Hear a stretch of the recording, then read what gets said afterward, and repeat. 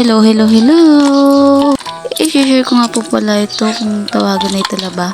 At first time ko nga po pala makakatikim ng ganito. At dito nga po pala nililinis ko ito upang matanggal ang mga putik. Para maganda na rin po ang pagkaihaw. At pagkatapos ko nga po pala itong linisin, ay hugasan ko po uli. Tingnan nyo naman at wala na nga pong putik. Ayun na nga po at ako ay nagpapaliyab na din ng uling. Upang ilagay na natin itong iihawin na talaba. Hindi ko nga po pala alam kung paano ito kainin. Kaya tinanong ko po muna ang aking asawa bago siya umalis. Ayan na nga at ihaw na ang ating talaba. Ito siya guys, pagluto na. Pero yung laman na kukunin natin.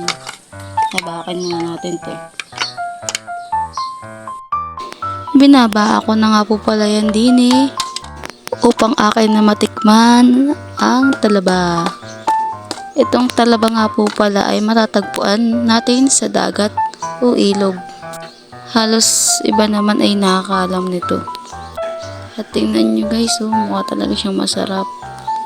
Isang tikim pa lang, lasap na lasap mo na ang lasa. Parang lasang tahong lang siya guys. Subukan nyo rin, sarap talaga nito.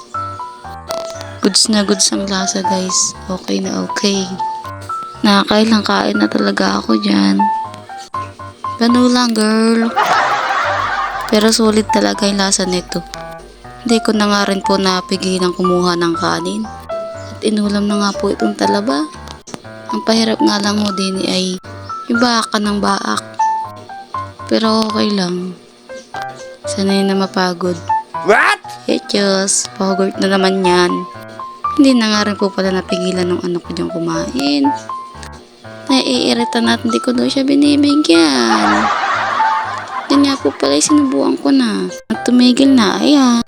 Hanggang din na. Thank you for watching. Bye-bye! Motherfucking design all right now. Bring it down, bring it down, bring it down. I got 3 whole guys to the